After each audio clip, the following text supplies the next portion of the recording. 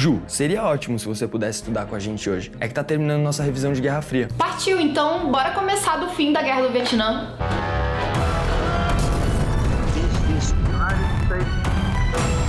Ó, você já sabe que estavam rolando várias brigas dentro do bloco socialista. Pode crer. O Mao ficou de mal com o Khrushchev, rompeu com os soviéticos e durante o Vietnã, a China ficou amiguinha dos Estados Unidos. Não, e além disso, em 1968, o tal do Brezhnev teve que enviar tropas do Pacto de Varsóvia lá pra Tchecoslováquia porque tava rolando a tal da Primavera de Praga, que era uma tentativa de democratização. Só que não foi só no bloco comunista que rolou toda essa briga. A própria França estava brigando com os Estados Unidos e até saiu por um tempo da OTAN. Nossa, essa briga foi séria então. Bem séria. A França queria ser uma potência independente da disputa entre Estados Unidos e União Soviética. Por isso, eles muitas vezes entravam em conflito com os Estados Unidos. Ah, entendi. Mas o que a França podia fazer contra os Estados Unidos? Eles têm a OTAN, estão com tudo na ONU, eles têm bomba atômica para explodir tudo e até tem grana para mandar um maluco pra Lua. Cara, é que pra você entender isso, você precisa saber uma coisa. Na época, o pessoal usava um sistema de câmbio que ninguém usa mais. Funcionava mais ou menos assim. Todo mundo usava dólar para poder trocar dinheiro. Então, todas as moedas eram avaliadas em relação ao valor do dólar. Beleza que até hoje isso não mudou muito, né? O De Gaulle também estava pensando nisso e ele percebeu que esse sistema, embora desse enormes vantagens econômicas para os Estados Unidos, dependia da confiança mundial de que os americanos podiam pagar as dívidas que eles contraíam. E aí que ele percebeu que os Estados Unidos provavelmente não tinha ouro suficiente para cobrir as despesas que eles estavam tendo. Aí a França começou a duvidar desse ouro todo e pediu para trocar os dólares que ela tinha por ouro. Se vocês têm ouro, então manda aí, não quero mais dólar não.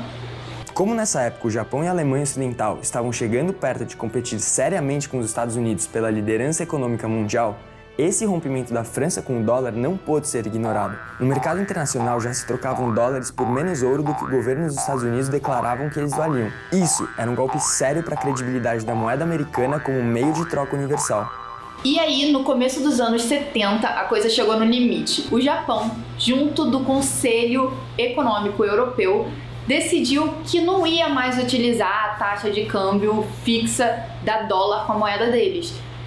E aí que pouco tempo depois os Estados Unidos aceitaram e pararam de usar uma relação fixa entre o ouro e o dólar. Na real, o mercado financeiro internacional não parou de usar o dólar como intermediário. Só que agora eles passaram a usar uma taxa variável, exatamente como é hoje. Bom, e a União Soviética? Tava aproveitando a deixa, pelo menos? Nem um pouco. Eles também tiveram sérios problemas econômicos. Os gastos do Brezhnev, embora inicialmente demonstrassem a capacidade da União Soviética de rivalizar economicamente com os Estados Unidos, acabaram contribuindo para o desgaste do sistema produtivo soviético, que demonstrava uma leve estagnação nos anos 70. E isso só veio a piorar com o tempo. Não, e como se não bastassem os problemas em casa, a União Soviética tentou dar um golpe de Estado lá no Afeganistão e, quando a população começou a resistir, se enfiaram numa guerra em 1979. A Guerra do Afeganistão é praticamente o Vietnã soviético. Eles combateram uma guerrilha que se escondia nas montanhas afegãs durante 10 longos anos. Enquanto a União Soviética aumentava seus gastos e tropas para tentar reverter a situação, os Estados Unidos e seus aliados locais abasteciam a resistência o melhor que podiam. Ah, não. Você só pode estar de brincadeira. Eu achei que eles estavam na distensão agora. E estavam, só que para isso funcionar, nenhum dos dois podia ficar mais forte que o outro, lembra? Eles tinham combinado que nenhum dos dois ia se proteger dos mísseis um do outro, justamente para que ninguém quisesse jogar míssil em ninguém em primeiro lugar. E até aí tava tudo bem, só que em 81 o republicano Ronald Reagan foi eleito e o cara começou o projeto que foi chamado de Guerra nas Estrelas. Nossa, cala a boca! Ele mandou fazer uma estrela da morte. Não viaja, mano. A ideia era um sistema defensivo de satélites espaciais equipados com um laser capaz de destruir os mísseis no ponto mais alto de sua trajetória. Mano, é um laser Noia que sai do espaço. É tipo uma estrela da morte. De boa, mano. Chama como você quiser. Então, só que esse sistema de defesa, junto da volta em peso da propaganda antissoviética, reacenderam as tensões entre os dois blocos no começo dos anos 80. O conservadorismo acabou voltando nos Estados Unidos e no Reino Unido e tirou a poeira da doutrina da contenção, lembra? Foi aí que a corrida armamentista simplesmente recomeçou. Tudo de novo? Será que eles não entendem que isso não chega em lugar nenhum? Calma lá, não é bem assim. Eles talvez nunca fossem usar as armas que produziam, mas o Reagan sabia muito bem da dificuldade que a economia soviética ia ter para acompanhar o avanço militar americano. Então ele gastou bilhões para obrigar os soviéticos a gastar grana que eles não tinham. No fundo é isso mesmo. Em pouco tempo, crises econômicas, políticas e sociais começaram a pipocar em toda a União Soviética. A década de 1980 foi marcada por revoltas sindicais e movimentos políticos democratizantes na Tchecoslováquia, na Hungria e na Polônia, entre outros países socialistas. Um pouco antes desses movimentos começarem a estourar, o Brezhnev tinha morrido e deixado as coisas meio de pernas pro ar. Os sucessores dele não duraram muito com a pressão dentro e fora de casa, até que, em 1985, entra na liderança da União Soviética um tal de Mikhail Gorbachev. Esse cara ficou super conhecido por causa de duas reformas que ele fez e mudaram totalmente a União Soviética durante os anos 80, que foram justamente a Perestroika e a Glasnost. E Perestroika, em russo, significa literalmente reestruturação. O objetivo do Gorbachev sempre foi revitalizar a economia e a política da União Soviética. E para isso ele usou a perestroika, fazendo diversas mudanças, como por exemplo instaurando eleições, mudando os gastos militares e diminuindo eles e dando menos incentivo para a produção.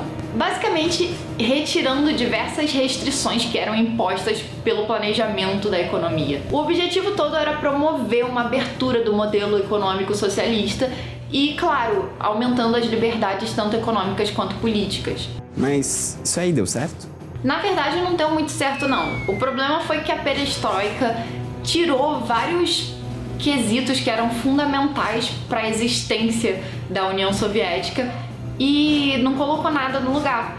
E com a entrada de produtos estrangeiros e a falta de iniciativas público-privadas, a economia do país começou a afundar. Nossa, que cagada. É por isso que ele fez aquela outra parada que você falou? Glasnost significa transparência. Essa foi a parte mais político-social que teve da reestruturação toda lá na União Soviética.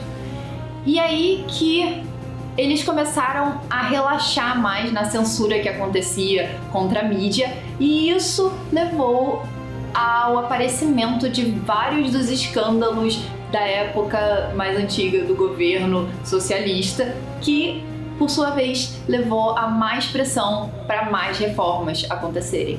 Bom, acho que eu entendi onde isso vai chegar. Ah, é? Conta aí, sabichão. No único lugar que podia chegar, né? Na primeira coisa que você me falou. 9 de novembro de 1989.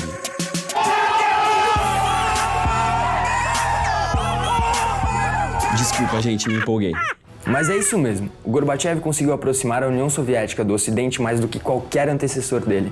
Conseguiu uma democratização do regime, conseguiu firmar acordos para frear a corrida armamentista contra os Estados Unidos e até conseguiu a simpatia da Dama de Ferro Margaret Thatcher, uma conservadora britânica bem durona. Mas mesmo assim, ele não conseguiu adiar mais o que já estava por vir. Em 1989, a pressão já era tanta que vários alemães do lado oriental já tinham escapado para o lado ocidental por meio de países vizinhos. Foi aí que um funcionário do governo da Berlim Oriental deu a entender de que estava liberado já e todo mundo podia passar para os dois lados. E como resultado, milhões se reuniram de ambos os lados. Armados com martelos e picaretas, eles partiram para destruir o muro que dividiu famílias, amigos e vizinhos por gerações. Nesse momento, a União Soviética já estava sob uma doutrina completamente diferente das anteriores. Sério que tem mais uma doutrina?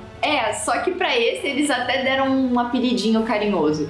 É a doutrina Sinatra. Ela tem esse nome porque o músico Frank Sinatra tinha uma música chamada My Way, ou Meu Jeito. E a ideia da doutrina era que os aliados e países vizinhos da URSS eram livres para seguir seu próprio caminho, abandonando o socialismo ou não. Stalin devia estar se revirando no túmulo enquanto isso. Em pouco mais de 2 anos depois da queda do muro, a União Soviética foi oficialmente dissolvida. Era o fim de quase meio século de polarização. Falando nisso, beleza, acabou a União Soviética, caiu o muro, tudo muito lindo, tudo muito bom. Mas como é que o mundo ficou depois dessa? Existem diversas interpretações. A mais comum é de que os Estados Unidos permaneceram a única superpotência até hoje, e nós vivemos em uma ordem mundial unipolar, relativamente estável. Às vezes acontece uma guerra ali, uma briga aqui, mas no fundo ninguém peita os Estados Unidos de frente. Mas também tem muita gente que acredita que a União Europeia, que se consolidou logo depois do fim da União Soviética, assumiu um papel de potência, sim, no cenário mundial.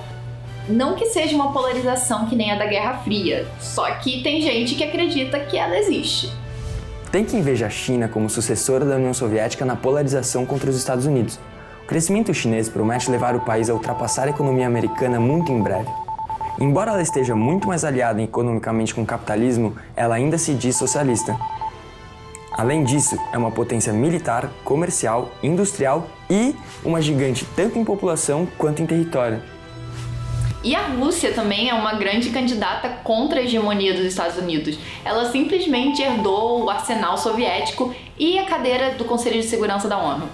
Além disso, ela vem cada vez mais se aproximando da Europa por meio das relações comerciais.